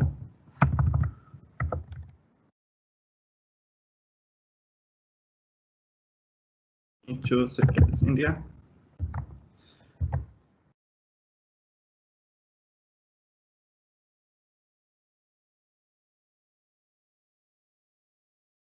So while it is getting created, so Sonar Cloud or Sonar Cube, I can say, the Sonar Cloud is supported. It supports a lot of language. It's not like it only supports the known languages like Java or Python or .NET. It supports a lot of languages like Java, .NET, Python, SQL, ABAP, a lot of language in JavaScript as well. So, and it has lot of rules which checks your code and scans your code and creates a report. And it is supported by popular CI services like your Azure DevOps, Bitbucket, all the CI providers who are in the market. It is supported by Sonar Cloud. So today we will be seeing with the as we are into the Azure domain, so we will be seeing will be mostly looking it into the Azure DevOps services. So here I have created an organization. Let's go ahead and create a project called Sonar. Let's take it as a Sonar example. I'm creating a public project. So let's go ahead and go to the repo. I will be importing some repo from the Git repository. I think Sonar Cloud give its own repository. I have the link, so I'll be importing it from that repository. You can use it your own repository. It's not a big problem. So I'm just creating it. Okay, imported.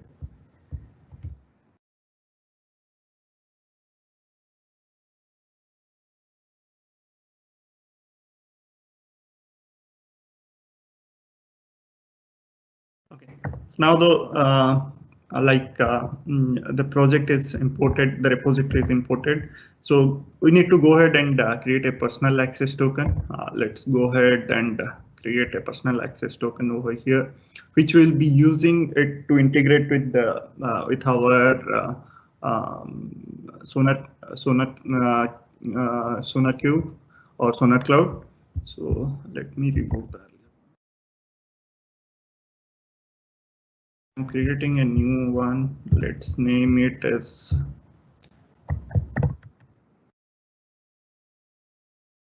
so in the scope section, you keep it as a custom defined, and into the code section, you give it as a read and write.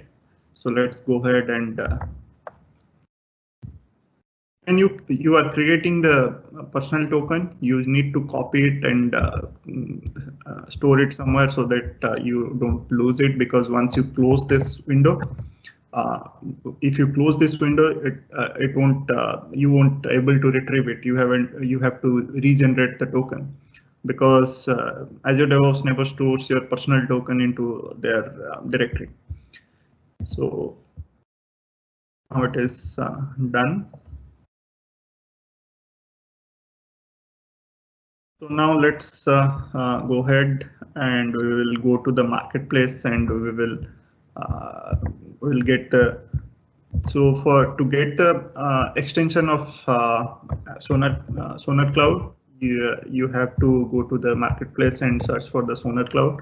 I have the URL, or you can go ahead and search it into the Azure DevOps, and we need to get it. It's a free tool, so let's go ahead and get it.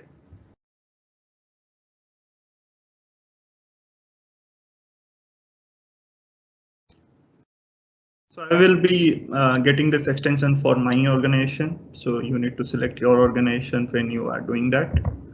So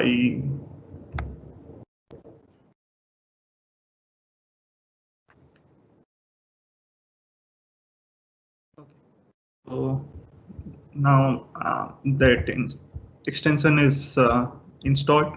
Let's go ahead and go to the Sonar Cloud URL. It's sonarcloud.io. Let's go ahead and log in. You can log in with these options like GitLab, GitHub, Bitbucket, or Azure DevOps. I am going to log in with Azure DevOps.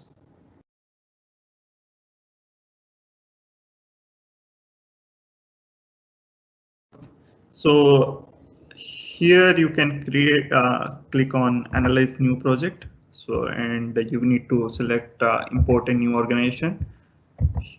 Here you have to give your exact name of your organization, which we have created, like this one, AZ-400 demo.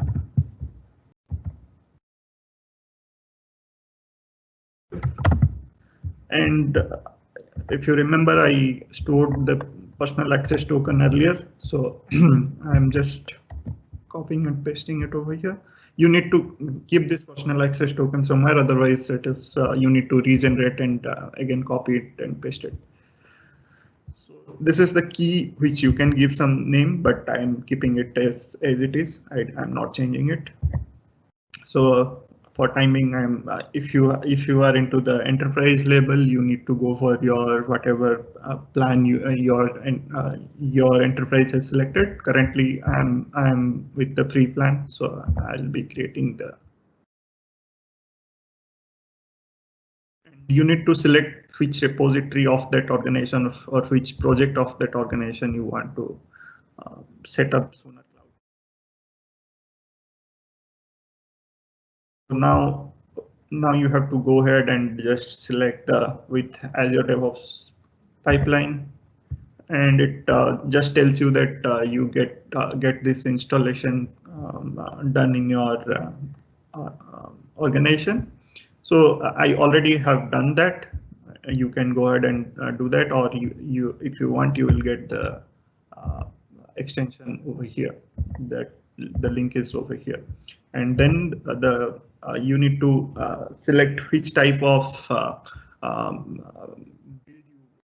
like whether it's a Maven or whether it's a Gradle or it's a .NET or JavaScript or Go, Python, whichever you want. I will be selecting the .NET one. So let's stay over here because we need this information in the pipeline setup and all. So let's go ahead and create our pipeline for the repository which we have created.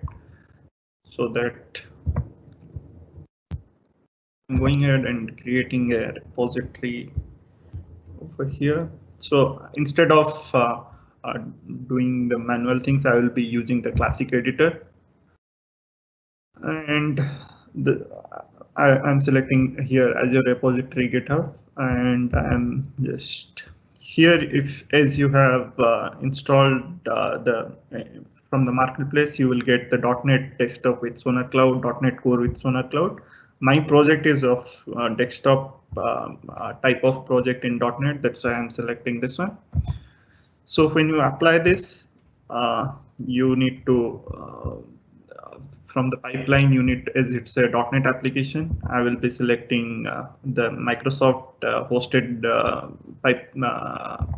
Azure pipeline. And from the agent specification, I will be taking Visual Studio 2017 one. So these are the tasks or gets automatically added when you select the SonarQube .NET Desktop SonarQube template from the YML. So here these are, I think, the NuGet package and NuGet restore for your .NET application. So it's like whatever package you are referring in your application, these two steps will be just restoring into those versions. These three are the main things which prepare analysis on Sonar Cloud and run cloud analysis and public quality get result. So these three are the main things of your Sonar Cloud. So here, before moving ahead, I need to create a service connection which I have not created. Let's go ahead and create a service connection first.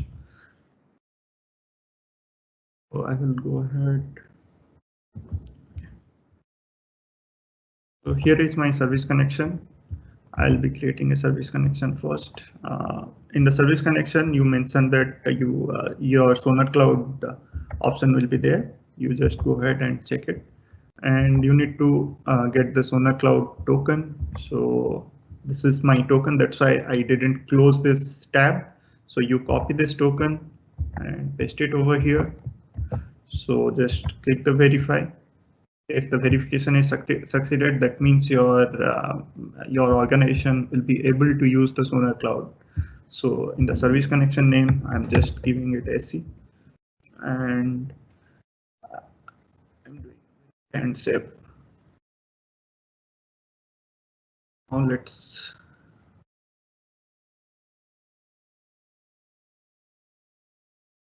I'm just doing the same step again.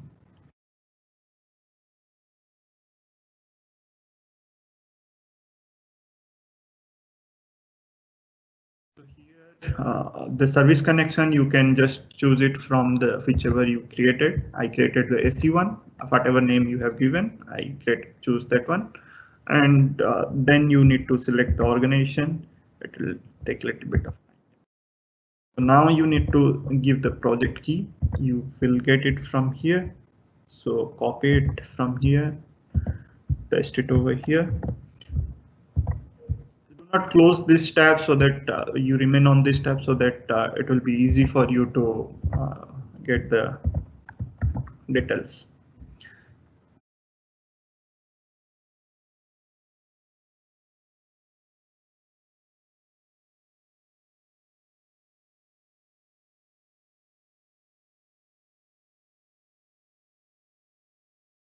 Now we have given all the information. So for time being, I am just the quality get result check. I am just disabling it. We don't need it right now. So we need just the code analysis and prepare analysis on the Sonar Cloud. So these two tasks, like the build solution and VS test, whoever into the development or anyone knows that an application needs to be compiled and the unit test needs to be run. So these are the two tasks for your .NET application where we build the entire project, and this is to run the unit test. So just saving it and queuing it, I can.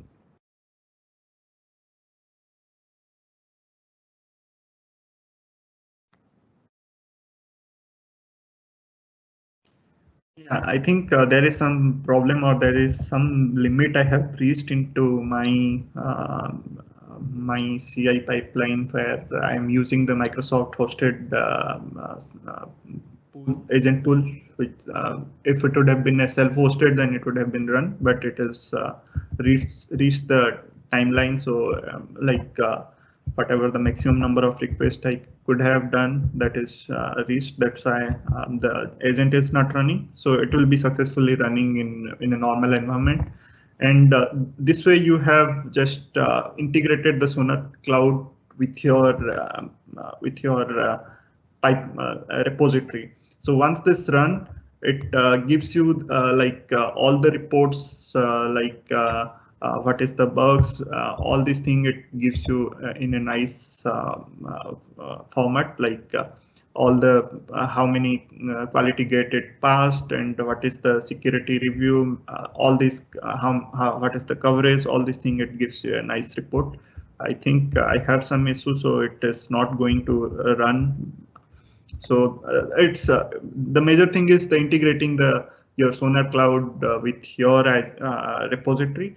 So this is the simplest way to step-by-step way I can say you can integrate your Sonar Cloud with your Azure DevOps into your any repository, whichever type you have created. So I think that's the first part of it. So let's go ahead. You can also, if you want, you can create your own pipeline like here with like selecting the Azure GitHub, all these things you can do, and you create your own YML. But your Sonar Cloud gives you the as you have installed it from the marketplace, it gives you a task over there so that you can choose it and just use it over there. So it's not a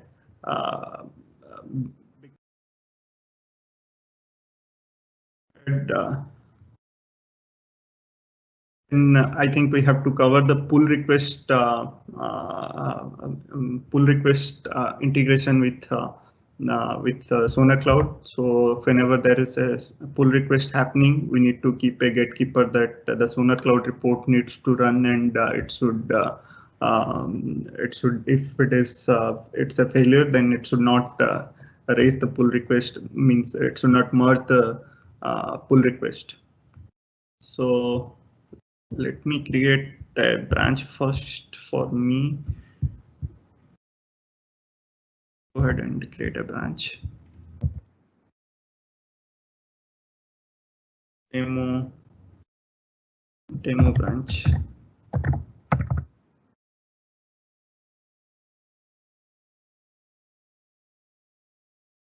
Set demo branch. And change some code. Let's go ahead. So here is the .NET application, which by default they have, in the repository it has, which I have imported from the GitHub. So I will go ahead. I'll edit code. I will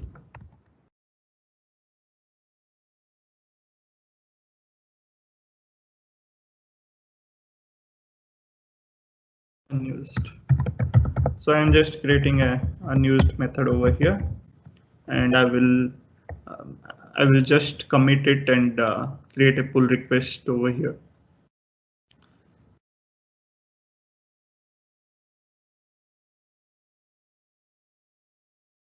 Just committed it.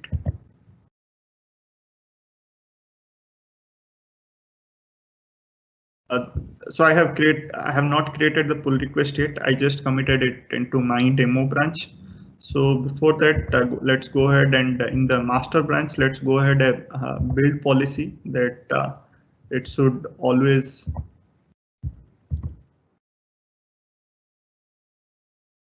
Let's go to project settings.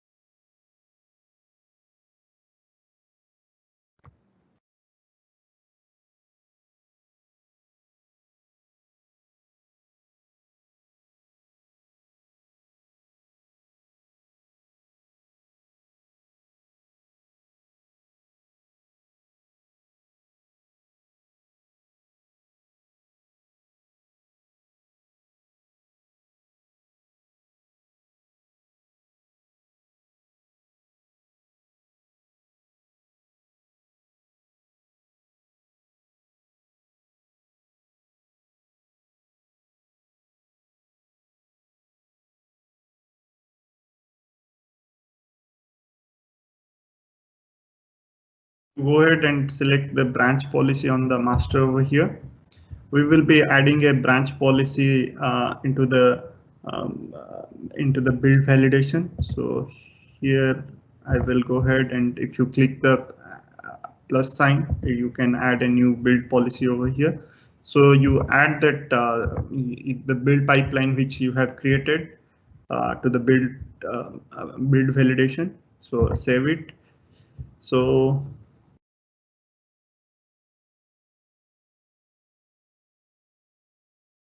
go ahead. So I have created a build policy over there. So let's go ahead and create a pull request.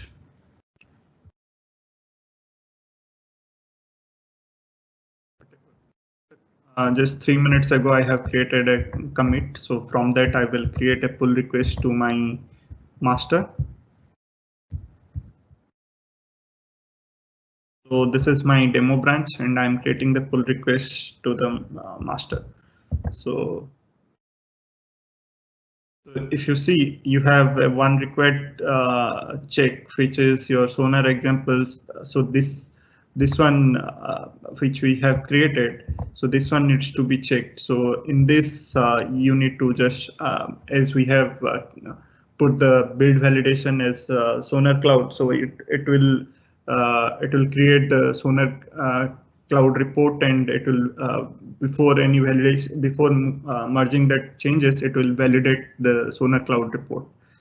So that's how you integrate your into the pull request. You can just you can integrate the Sonar cloud. I think I have some problem with the build pipeline. That's why the job is not running. Otherwise, it's the simple. You don't need to just need to keep in your mind that what is the token which you have created. You keep it in your with you so that you can use it in your projects. And also and whatever value it gives you, like during the configuration, you need to keep it so that you can configure it in your Azure DevOps pipeline, because you need to interconnect your Azure DevOps pipeline with the Sonar Cloud. So as is, I think that's it from my side. If Okay. anybody has any question. Yeah, we have some questions there. We will yes, we will go through those questions in a bit.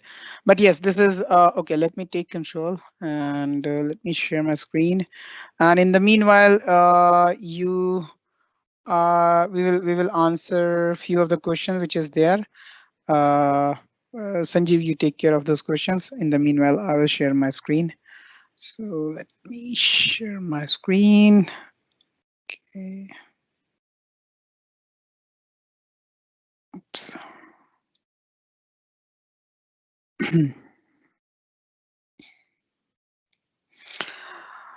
All right, so now is the Q&A time, guys. So we will have a quiz now. There you can submit your quiz, and based on this quiz, we will be, kind of selecting the winners, and we'll be announcing these winners, in the next session. We will be announcing the winner in this session as well, but those people are from the previous session. So this is the format that we are following. So let me quickly go to that slide where the quiz details are. All right. So this is the URL that you need to put in, q.azureeasy.com/az400. So this is the URL. If you put it in your browser or scan this QR code, you will be able to kind of open this quiz. Let me put it there, q.azureeasy.com/az400. This quiz is open for 10 minutes. So it's, after 10 minutes, the link will be disabled. So you won't be able to open that uh, form. So this is a office form where you have questions. Please go ahead and put your response there. And yes, and we'll be closing this quiz in next 10 minutes. Now, while you are going through this quiz, let's go for this quiz, and then we'll be talking about the things we have listed on this slide. Let me monitor the quiz now.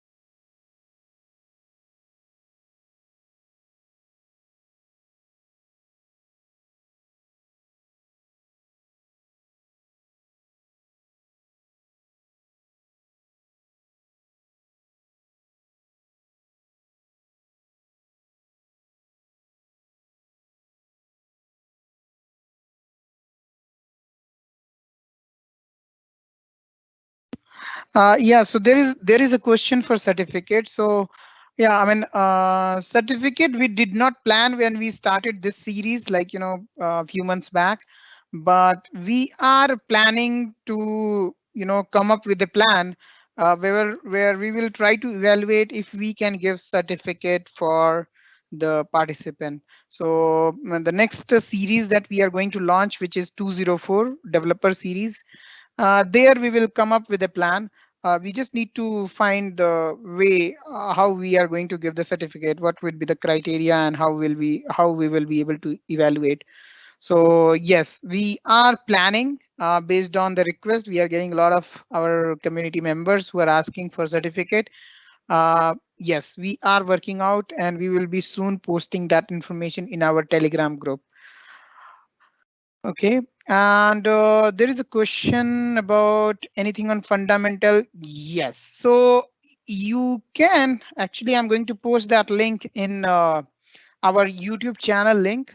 Our YouTube channel does have all, the fundamental as well as administrator, which is AZ-104 training that we have done in past. So we just did like few months back, we completed AZ-104 track. Similar complete module we have covered, and similarly we have covered AZ-900, which is fundamental. So you can go to our YouTube channel. I'm just posting that link in the chat, and you can go there in that playlist and you will be able to find the content. Closing time we have planned. Okay. The closing time. Okay. Yeah. So IST we have planned, like we are planning like 3 hour session. So as per the plan, it is like till 10. But yeah, I mean, based on the content, based some of the sometime when content is not really the module is small. As you can see, the different modules are having different percentage from the examination point of view, and we just want to put the content relatively. So sometime we finish it before 10, but yes, at max 7 to 10 IST, 3 hours session. So 8:30 to 11:30 EST, 7 to 10. It is Indian time standard till now. So this quiz is available for next 4 more minutes from now. Be quick to complete this quiz so that you can get a chance to win the exam voucher.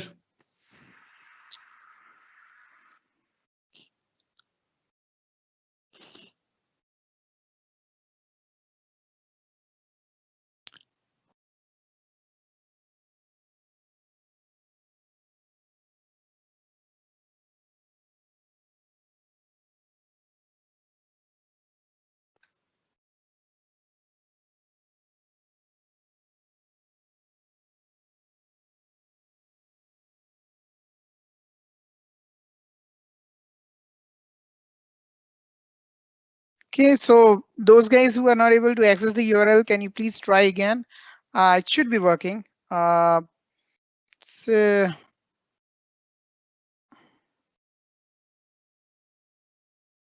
I just tried. It is working.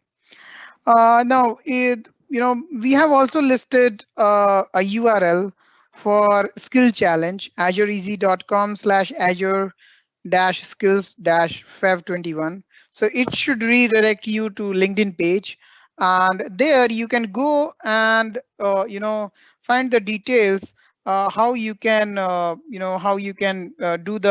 update your Azure skill on LinkedIn. And you can also enter a chance to win a Surface Go laptop from Microsoft. So this is a skill challenge by Microsoft. We are community partner from Microsoft. So there, with this particular information, if you update there, Microsoft will give a lucky winner a Surface Go. At the same time, you get an advantage by highlighting your skills on LinkedIn in terms of Azure, and you can kind of uh, expand your career opportunities from the LinkedIn. So as far as we got to know that Microsoft is kind of also using LinkedIn for getting the details, how many people are getting certified, and what number of people on what number of what level of people are having what kind of certification, what kind of skills they have. And also they are advising their partners to refer the same data. So it is really important for your existing organization, your prospective organization where you want to kind of apply. So this data is going to be put you in a very differentiated manner. And that is something we are getting to know from Microsoft, and that's why we are trying to share you with this information. This is something Microsoft is driving, and they are kind of really putting a lot of information there in terms of getting you updated on LinkedIn so that others can use who are looking for quality resources in Azure. All right, so we have quite a responses and yeah, good numbers there. So we will wait for next. Ashish, Yeah. yeah. So we will wait for next 1 more minute and post that this quiz link will be disabled. Okay. So be quick and post that you once this quiz link will be disabled, you can announce the winner for the previous quiz.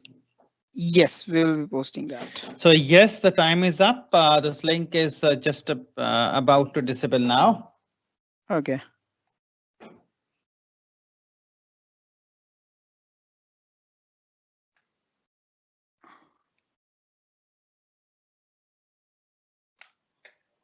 Okay, guys. So I have also posted the skills link.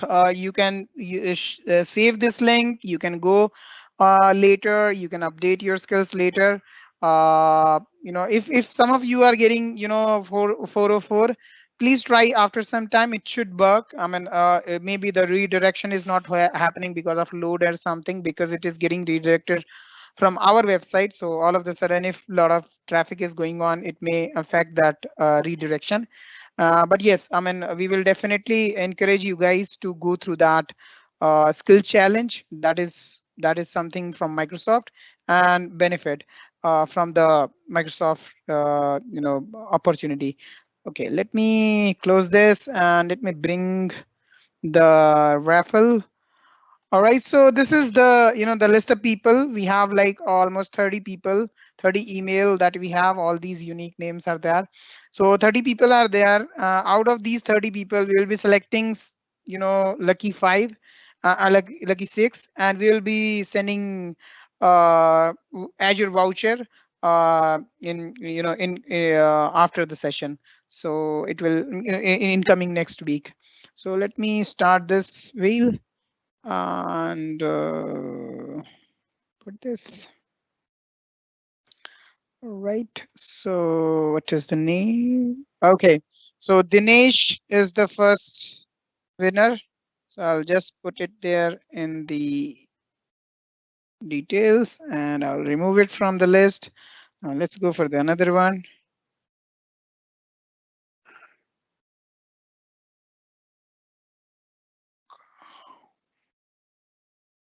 Okay, so Srinivas,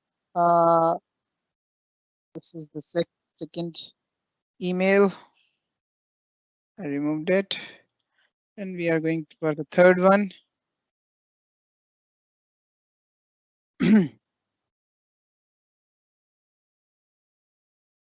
All right, so Manohar is the third one. Wet. We go for the next one.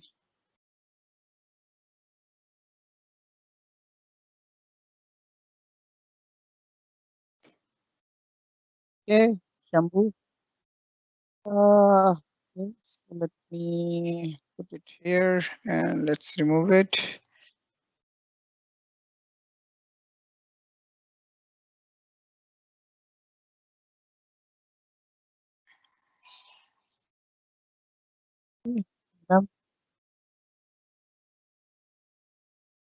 So we have the last one.